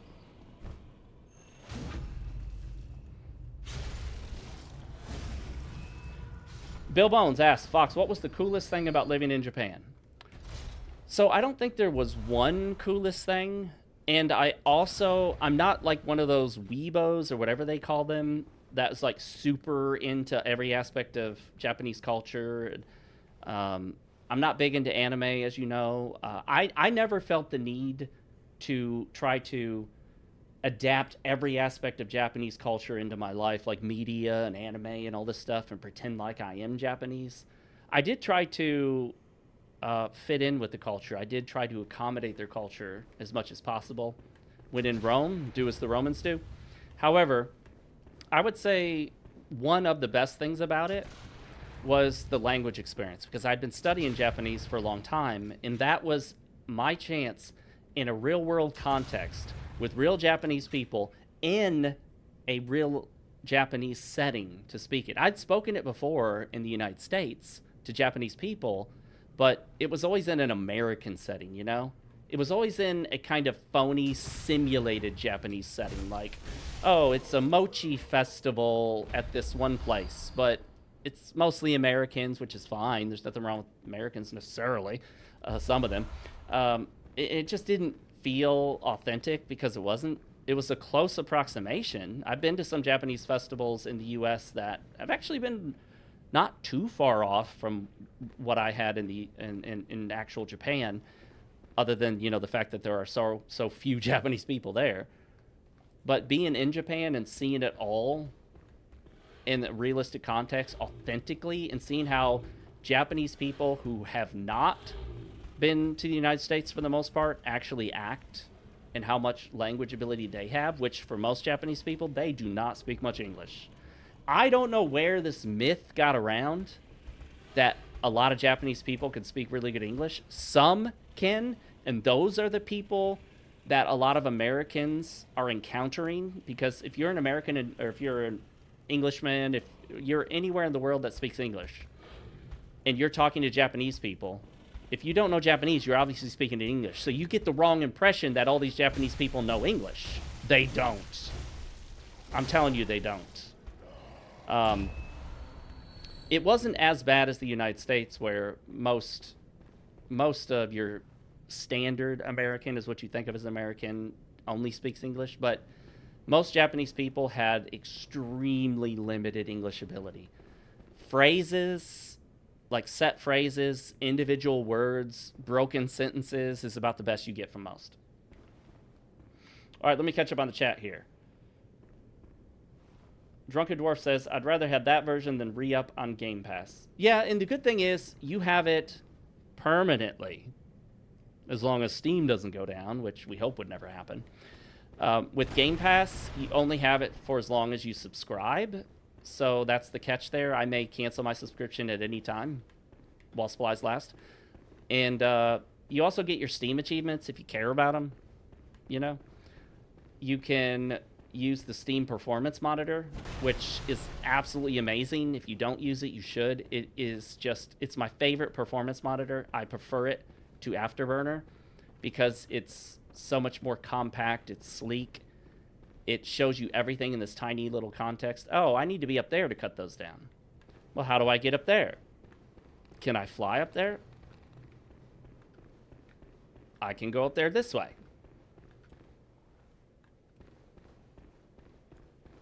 Did you like their rice beer Asahi? I believe I tried it, but the answer is no, only because I don't like standard beers. I don't like any normal beer. I'm one of those guys that you might confuse for a hipster doofus. I do craft beers. We're going out to a place tonight, and I only ever order craft beer. I may drink other alcohol things, but the kind of things I drink are like this. The negative 196, which this is, I think, vodka. Yeah, vodka seltzer. I do a lot of sours. I have done some stouts. I do like seltzers. I know they get a bad rap. A lot of people like to make fun of men that drink the seltzers. They're actually generally healthier, depending on how much sugar they put in it. And they have some really cool flavors and things. Some of them legit, like, they have spicy ones based on, like, chili peppers and stuff. I mean, I've had beers with... one of my favorite beers, actually, is a pickle beer that has actual pickle juice in it. And holy hell, does it taste like pickle juice. You would think they just took a bunch of pickle juice and fermented it, because that's what it tastes like. And I'm a big pickle fan, so I like it. I've had like 4 or 5 different pickle beers, and I've liked them all. Now, the thing about experimenting with craft beers is some are great, but some will tell you, like, oh, this is I don't know, freaking banana cream pie beer. And so you take a sip. You know, I like banana cream pie. You take a sip of this beer and you're like, what is this shit? This tastes terrible. It doesn't taste anything like banana cream pie. That happens quite a bit. Some of them just do not get anywhere close to nailing the flavor. IPAs. Yes, unfortunately, that's something we don't share. I'm just not a big fan of IPAs. All right, let's get some health back because we're low, and then let's get them in the butt. It's just the way it is, guys. I don't make the rules here, okay? I mean, you got to get them in the butt if you want the visceral attack, but in the case of the rats, you can't get a visceral, so it doesn't matter. From Software is the one that needs you to do all this weird butt action. So if you got a problem with it, talk to Miyazaki. I don't make the rules. I'm just doing what the game requires me to do here. Okay, let's see. I didn't get the item on the other side, but I think that one right there is the... No, that's not the saw spear, is it? I think it was the one up there. I dropped down on the wrong side. All right, time to glitch your way up there. Where's my no-clip glitch? I need to no-clip. Oh, shit. By the way, guys, there is a debug camera mode that you can unlock in Expedition 33. And I was using that to look around the Flying Waters level, which I honestly believe is the most visually amazing level in any video game ever. And I know I dote on Expedition 33, and there's a lot of good reason why. I know I sound like a simp for that game, and that's because I am. But seriously, the Flying Waters level is amazing. A lot of people feel that way. It is just so massive, and it just scales up vertically so high. And there are these enemies way in the distance, these big, giant, huge enemies. Your characters are about as tall as the enemy's foot goes up. They're massive. They just give you this grand sense of scale. But some of them, you can fight some of them that you encounter, but some of them are like in the background. They're in areas you cannot access. And it's like, I'm sitting here thinking, are they backdrops? Are they just set pieces? If I could actually get there and interact with that thing, would it initiate an actual battle? Is it a regular enemy just set there for appearances? So I tried the debug camera, but it doesn't move the characters. And then I found out once you go in debug camera mode where you can just fly all around, you're stuck forever. You can't on-toggle debug camera. The only way to close out the game, or to basically you have to shut the game down. You can't get out of debug camera mode. It's a one-time deal until you shut the game down. So then I started looking for a no-clip option. Could not find one. I looked online. I looked at generic UE5 engine documentation. Every command that they had that could have worked didn't work.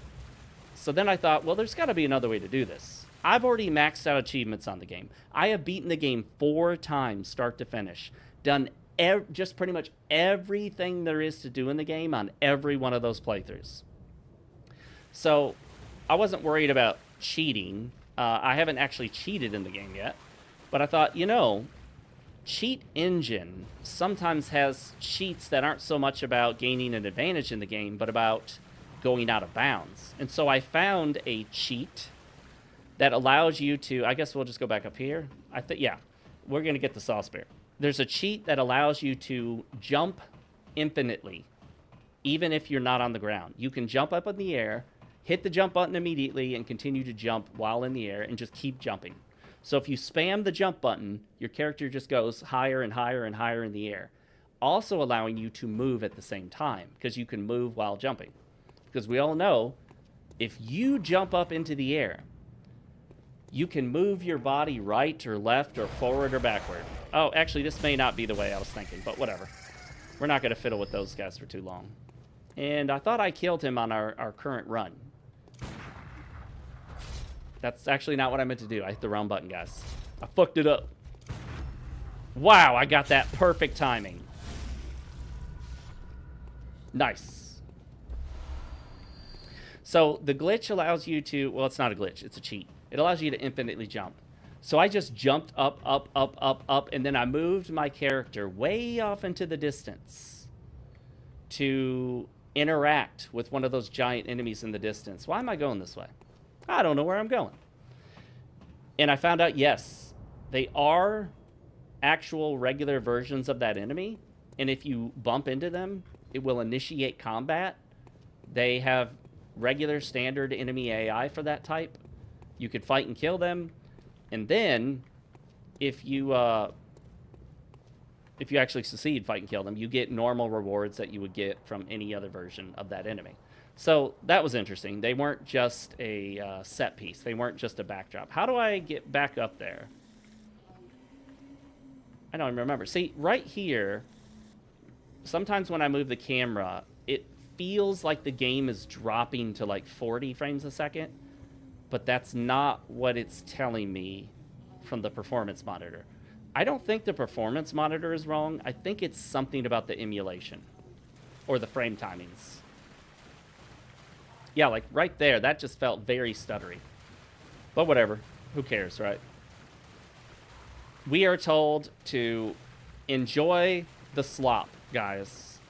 Hype, get excited, hype up for next corporate product.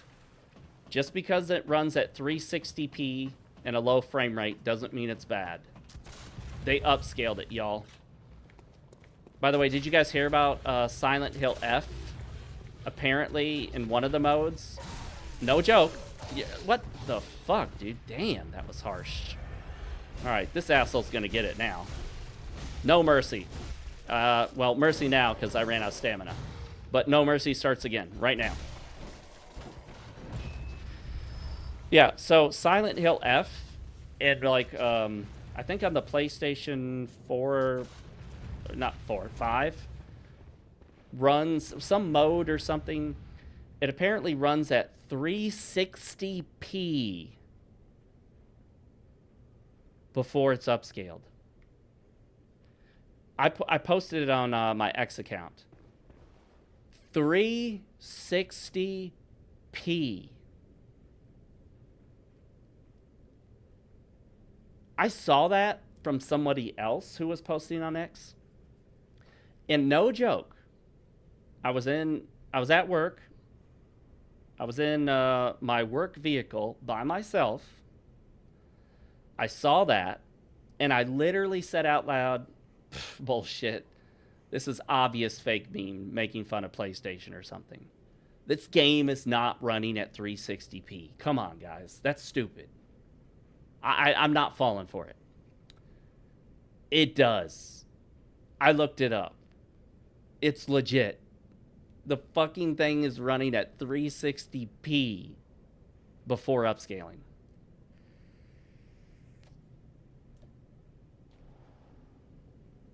Mind blown. Just when you thought they couldn't get lower. Maggie asks, have you ever been to Barbados or the Dominicus? Dominicus. The Dominican Republic? Or is that different? I don't know every country in the world, guys. I hate to admit that. No, I have not. Been to Jamaica. Been to Canada. I've been to Mexico. I think I've been to the Caribbean, but kind of like on a cruise ship, so it doesn't really count. I've been to Japan, obviously. Let's get that item. We will cross here. We will get the sauce spear, and we will like it. All right, here's how this is going to go down. First, fuck it, Leroy Jenkins.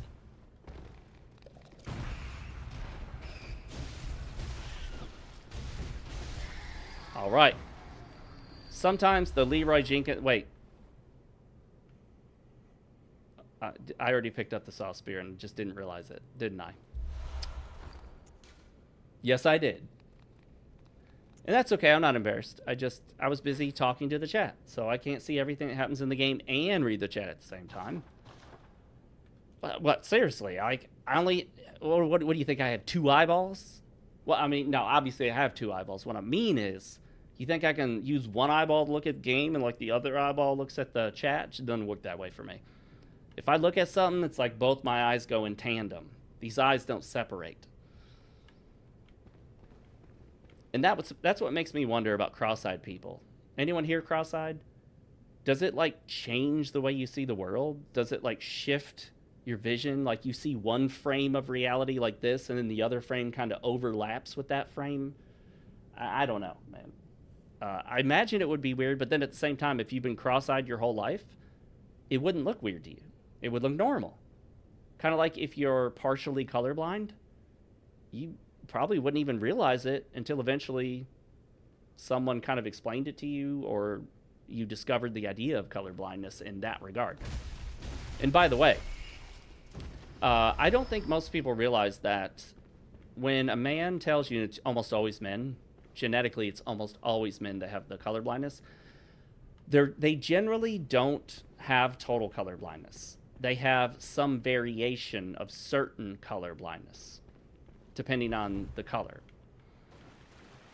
I always thought when I heard that this person has color blindness, they saw the whole world in like grayscale, which we incorrectly refer to as black and white. I don't know why that term ever caught on.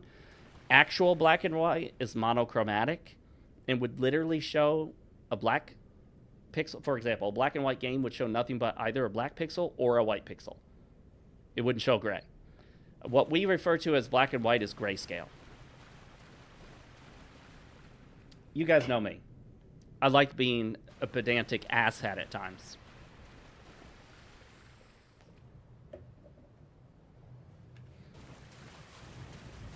If you're a pedantic person, does that make you a pedant? If so, probably shouldn't refer to myself as that. I think people would misunderstand what I'm trying to say. They may hear that and think something entirely differently. They wouldn't think pedantry. They would think something else that starts with P-E-D. All right, asshole. That's the last time you get to shoot me for free in the back, okay? We're done with this free shots, okay? No more freebie shots. You're going to pay for that. Look, I gave you a chance once. I let it go. Not this time. All right, you too, because you're with them. But that's the asshole I want right there. He's the guy doing all this. All right, that's what it feels like. How's that feel? Yeah, you like that? Is that good? Teach him a lesson. He won't shoot anyone else in the back now. Mostly because he's dead. But even if he survived it, maybe he would learn his lesson. It's not fun to get shot in the back while climbing a ladder, because there ain't much you can do about it. You're kind of like a sitting duck or a climbing duck. You ever seen a duck climb? I haven't. But just because you haven't seen it doesn't mean it can't happen, okay? I'm just saying. It's possible a duck could climb. Hey, there's a bird in a barrel.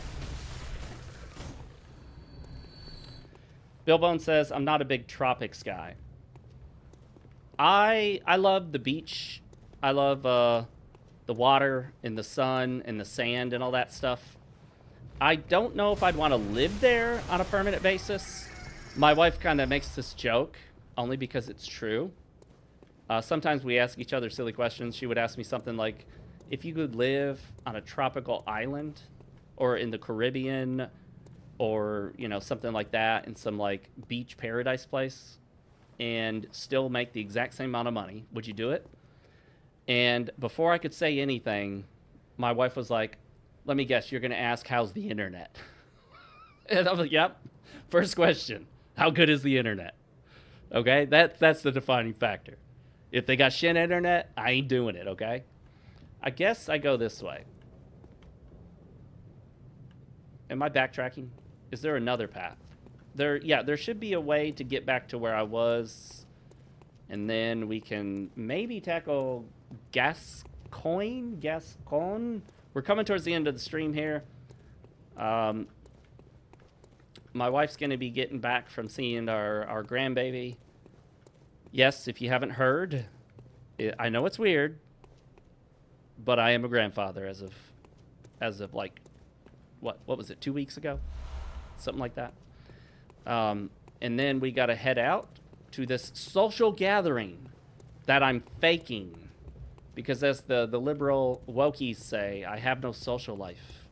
And I live in my mom's basement, gooning nonstop.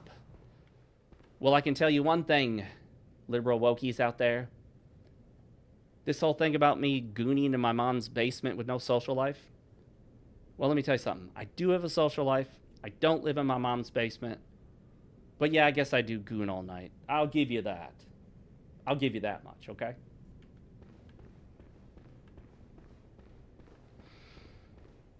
Bill Bones asks, your son had a kid, huh? Nope. It was my daughter.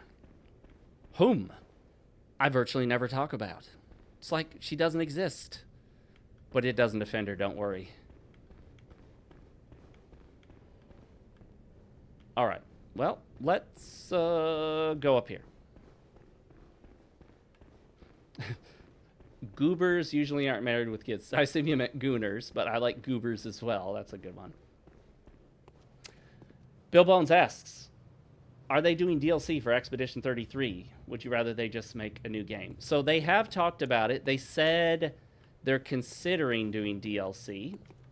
All right, so we're here. I need to figure out where to go to get the Gascon. I pronounce his name as Gascon because if it's French in nature or Italian, I don't think they would pronounce it coin. But I need to type it in to Google and figure out what Google says about it. So let's do that. All right. I'm going to do it right now. Google. How do you spell Google? All right. We are going to check with the world's most well-known, famous, most used search engine, Google. What does Google say? Pronunciation, by the way, pro tip. You can pronounce a word based on its pronunciation. I don't know who did that. I don't know who decided to make the word pronunciation one of the most mispronounced words on the planet. But we say pronounce, pronounced, pronouncing. But if you want the TION verb, or form, not verb, it's pronunciation. They dispatch with the second O. Everyone says pronunciation. That's wrong. It's pronunciation. Somebody, somewhere decided to fuck with everybody and change the pronunciation just so everyone would get it wrong. So everyone would literally be mispronouncing the word for pronouncing something. Very funny, whoever you are. He's probably dead now. So this may, yeah, hang on. This is Old English, so I'm wrong. That almost never happens, me being wrong. But in this case, it did, which is shocking. Yeah, it is actually Old English. It is literally pronounced Gascoigne. It even says the first syllable sounding like gas and the second syllable sounding like the word coin. I'm pretty shocked. I thought for sure Gascoigne was a mispronunciation. Well, now that I've been shown to be wrong about something, it totally just blows my mind. My world is upside down, and I don't know what to think about anything anymore. I would actually not mind if they made some... Where is Gascoigne? I forgot how to get to him. That's how bad things have gotten. It's been so long. Did I... Oh, you know what? Let's go over here. I would prefer they actually probably do make DLC for Expedition 33. There's still some stuff they could address. I don't think they could do anything after the in-game. I think it would have to be something mid-game or whatever, or like an optional area that you could go explore. I can tell you this right now. If you play Expedition 33 and you only go through the main storyline, you are missing about half the content of the game. So much of the game's content is completely optional. And some of it, you have to kind of look for to find.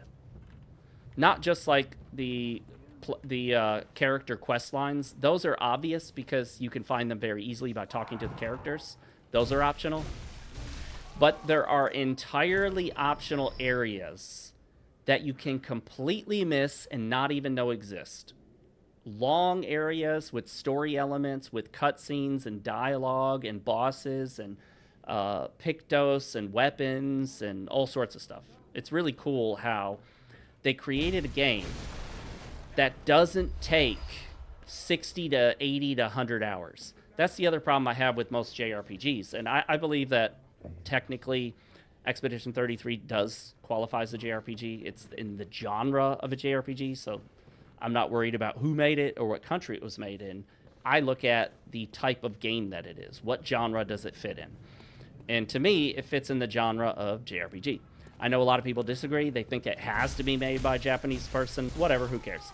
Anyway, they did something really cool, and they didn't make this JRPG style genre game to be, 70, 80 hours long. I loved Xenogears. I think it's one of the best JRPGs ever made. Still feel that way. I can't bring myself to play it again because it takes so damn long to play it. It's just so long. For some reason, these Japanese developers think they have to make JRPGs at least 60 hours, if not more. And that's not even optional content. We're just talking about the main storyline. A game with a main storyline, 60, 80, 100 hours, that's a massive time investment. Yeah, you're getting a lot of bang for your buck. But the longer your game goes on, in terms of the main storyline, the more you really have to make your game worth that time investment. Because if your game isn't that great, it's good, but not that great, nobody wants to spend 80 hours with it. 20 or 30 maybe? But 80, 100 hours? You better have made a damn good game for me to spend that much time playing it. Welcome. What is it? Oh, you know what? Desire? We want the lantern. The hand lantern. And after getting the hand lantern, our next goal will be to find and purchase the foot lantern. Welcome. What I'm is assuming there is a foot lantern, right? There's a hand lantern. very well. Let me I don't think I can level up, can I?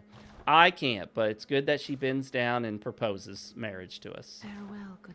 Okay, so you notice something about this dialogue. I can't help but feel that Miyazaki knew what he was doing here. Welcome home, good hunter. What is it you desire?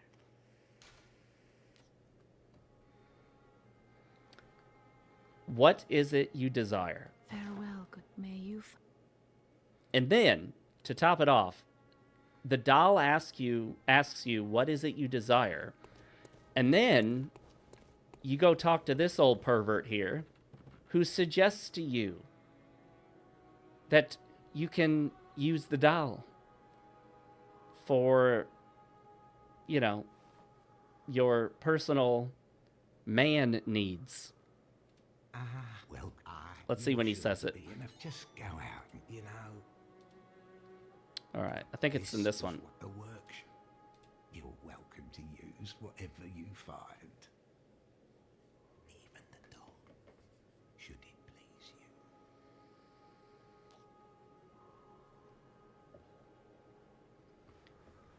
Confirmed, Miyazaki has effectively put a sex doll in a video game. I mean, am I wrong here? Because isn't that the suggestion? He even lowers his voice and whispers it to you because he knows it's shameful and disgusting. All right. I am not going to buy a sex doll because they're expensive and they're not yet up to the high quality I demand. Oh, and also I wouldn't anyway, is what I meant to say. I meant to say I wouldn't anyway for my personal reasons, even if it was cheap and at a good price. I wouldn't. Promise. I don't think my wife, as kind-hearted and forgiving and loving and open to my hobbies as she is, would ever want her man to have a sex doll. And I agree with that, actually. I think that's kind of a... That could be a deal breaker for a woman. Let's buy... Well, you know what? That takes insight, doesn't it? You know what? We will. That gives us 2. We're not going to buy the bell since we can do jack shit with it. We can't go online. There is no online. So it's useless. I guess you could just ring it for the sound effect, if that's your thing. Gooning in chat wild. Sandfall Interactive has already stated that they never planned to only make one Expedition game. They plan to make other similar games in the style of Expedition 33, but I think they implied they would not be prequels or sequels. They would be standalone stories in a different mythos, in a different world universe. They wouldn't occur within the mythos of Expedition 33. They wouldn't be connected to that story or world. All right, Gascoigne is somewhere around here. Yes, I owned and played Lost Odyssey. I thought it was pretty good. I liked the timed inputs, not because I'm a big QTE fan, I'm not. The reason I like the timed inputs in Expedition 33 in Legend of Dragoon in Lost Odyssey is because it's hard to stay interested in normal enemy fights in JRPGs because you're basically just giving an input and then you just sit there and wait for it to happen. You don't really do anything. It's hands off. I like that in Expedition 33, you have to pay attention.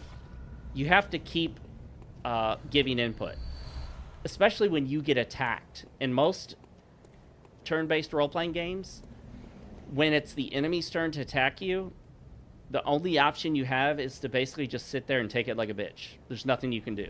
You just got to sit there and see what happens. In Expedition 33, you can parry, you can dodge. Depending on the attack, you can jump over it. You've got options to mitigate all that damage, up to and including 100% of all damage from all attacks. If you're good enough, you can... this is not it, is it? Where's Gascoigne? Coin. I don't know. But I'm going to fight these guys again just for the hell of it. We're probably not going to have time for Gascoigne. I don't want to leave my friends waiting. Hey, I was trying... You asshole, I'm trying to shoot you.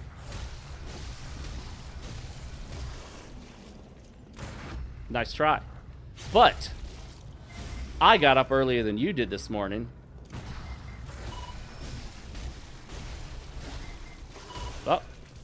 Oh, see, the one problem I have with the parry mechanic in this game is it's so damn slow. You can't parry on the spot. You have to be prepared and do it ahead of time. You can't parry at the moment of the attack because it takes so long for him to pull or to raise the gun up and fire it. Which sucks because I like my parry timings to be really tight and quick. And this game is quite the opposite. Designed that way? Sure. So, not... I mean, it's not terrible. It's just not my style. Yeah, and I know I got up earlier than that werewolf because I got up at just after 4 a.m. this morning. Alright, so what I need to do, actually, is go back to where it all began and then run from there through the shortcut. It's coming back to me now. Hello. Not gonna surprise me this morning. Oh, but he will. Alrighty, he got me. I eat my words. Anyone else coming? Anyone else want some of this saw spear? I never made it far in Lost Odyssey. I would like to someday, but I feel like that style of game is it's kind of been eclipsed by other games, and they do feel a bit old nowadays, like having old school mechanics and level layouts, and they feel a little stiffer in terms of controls and where you can go and all that stuff, you know? So don't know if I'll ever actually get around to playing it all the way through, which is kind of a shame because I've watched a lot of videos about it, and everyone who's actually played it through seems to really like it and think it's an amazing and almost hidden gem that got passed over. I can tell you, though, if I were like the main character of Lost Odyssey and I were immortal, I would have all the time in the world to play all the games. Unless they kept making games and then you just could never keep up. That's probably what would happen. So many games would get made that even if you spent every waking minute of your day playing them, you couldn't even keep up with the new ones coming out. All right, let's see if we can level up. I don't think so, but whatever, we'll try it.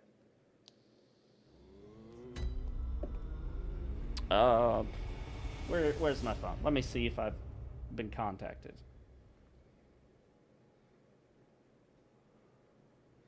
All right, you know what? I guess we should probably call it. I got to get ready, and then we're going to head out for this fake social event that I made up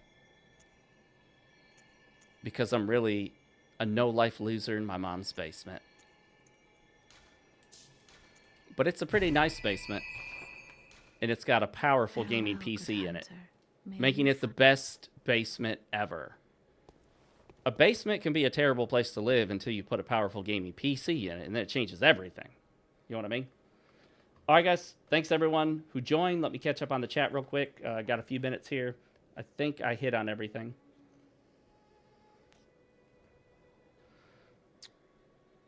Yep, I think I covered everything that everyone said for the most part. Yeah, Lost Odyssey, what I played of it was good. If I ever did get back to playing it, would definitely be on the emulator. What's it called? Xenia? Is it Xenia? The Xbox 360 emulator? It'd be nice if they could create one of those native executables. Have you heard of these? I think one of the Xbox 360 Sonic games, they compiled the game from the Xbox 360 to run natively on your PC, which means you don't run an emulator. It's not being emulated. It's literally recompiled with modern x86 PC code to run natively. They even put in it a graphics options menu that was never originally in the game. That's a really cool idea. That could very well be the future of emulation. The future of emulation could be not emulation. Because the biggest problem with emulation, everyone knows, other than some incompatibility issues and how long it takes to get it perfect, the biggest problem is that you have to have a really powerful machine to emulate something even, 10 years old. My gaming PC with the RTX 4080 Super, 32 gigs of RAM, the AMD Ryzen 7 9800X3D, considered currently, I think, the best gaming CPU on the market, unless it got eclipsed by new AMD. I struggle to run this game at 60 FPS and 1440p. So, and that's a previous... How old is the PlayStation 4 at this point, So, being able to recompile a game into a native PC executable is some really futuristic stuff. And I think it could, this is a crazy thought, I think it could get to the point that with accurate documentation of the console's hardware, and with how close consoles are nowadays, even the PS4 to PC code, at standard x86 code, it could become possible to run an AI script that recompiles the game for you to run on your PC. Now, it would have to be guided. It would have to have the right instructions. And it's probably not something the average Joe would just do off the street.